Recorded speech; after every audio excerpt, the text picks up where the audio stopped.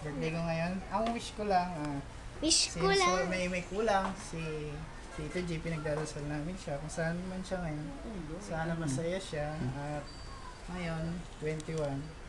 Simple lang naman, ito lang. Siguro mas yung kung ano yung plano ko sa 21 above.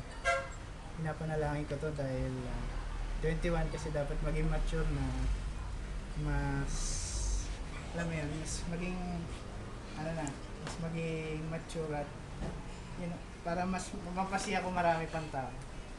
Pinagdarasal rin namin si Tito G dahil kahit wala na siya dito, kahit namimiss namin siya, eh love na love pa rin namin siya.